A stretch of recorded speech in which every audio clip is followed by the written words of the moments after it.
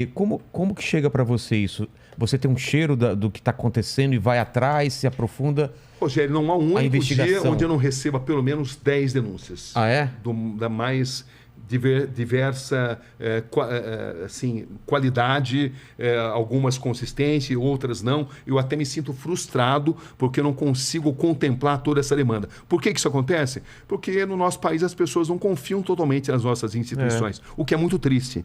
Claro que tem aí grandes promotores, tem grandes juízes, jornalista não é juiz, jornalista não é promotor. Mas é muito comum a população procurar um jornalista para resolver déficits de justiça.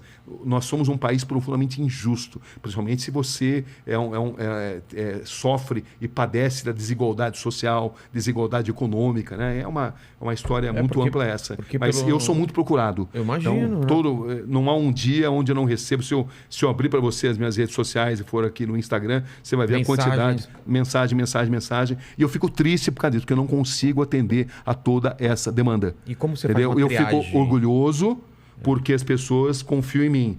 A triagem é pelo grau da importância, mas também muitas vezes eu estou no meio de uma matéria, não consigo dar atenção, e aquela denúncia que está chegando, ela depende de uma ação rápida, e eu não consigo atender a isso.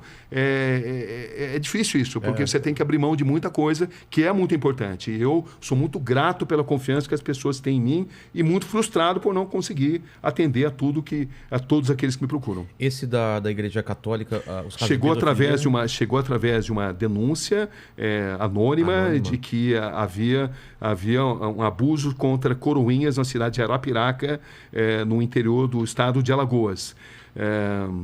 E me falaram, inclusive, da possibilidade de ter um vídeo. Eu fui para Arapiraca, descobri que esse vídeo de fato existia, mostrava ali um monsenhor, a figura mais poderosa da cidade, uma cidade de bom porte, no interior de Alagoas, numa relação sexual com um menor de idade.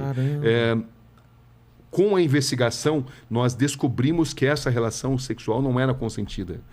E que havia também ali a confraria do silêncio, ou seja, a igreja local abafava o caso para que isso não fosse divulgado, porque havia muita gente envolvida.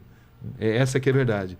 Então, a grande dificuldade nessa história foi de fazer com que as pessoas tivessem a coragem de denunciar. E para mostrar que essa imagem, que era de um coroinha, que passou a ser abusado desde 12, 13 anos, não era um fato isolado.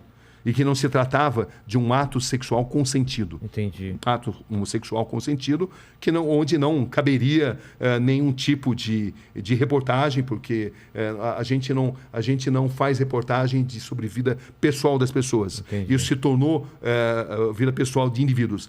Isso se tornou uma reportagem a partir do momento que a gente notou que havia toda uma estrutura destinada a abusar de menores, ganhando a confiança dessas pessoas, usando o poder da igreja local, e isso era feito de forma sistemática e com a complacência de boa parte da igreja.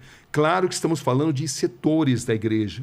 A maioria da igreja não concorda com isso. O Papa atual é um Papa que tem feito um trabalho extraordinário. O Papa Francisco tem uma preocupação. Ele mudou a história da igreja porque ele é uma pessoa de muita dignidade, muito corajoso, e ele, de fato, fez uma revolução nisso daí. Mas na época em que a gente fez isso, não havia essa disposição.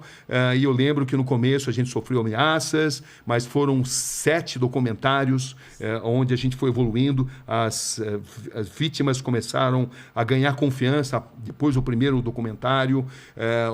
A gente conseguiu registrar as várias ameaças, até uma matéria muito boa de ser assistida, porque ela mostra, a gente conseguia documentar toda essa estrutura que ameaçava as vítimas. As vítimas foram ameaçadas. Se elas contassem a história, e eles ficaram sabendo que eu estava lá, elas seriam punidas drasticamente, entendeu? E ao longo de 7 grandes documentários, a gente conseguiu ouvir uma infinidade de vítimas, e o resultado final foi que 3 monsenhores, historicamente, foram pela primeira vez condenados. É a primeira vez que isso acontecia, a primeira vez que o Vaticano... A primeira vez que o Vaticano, já teve outros casos de punição, mas foi a primeira vez que o Vaticano reconheceu casos de abusos de sacerdotes contra coroinhas no Brasil. Essa foi um divisor de águas. Um divisor de águas essa história, um meia-culpa feito pelo próprio Vaticano. Foi muito significativo.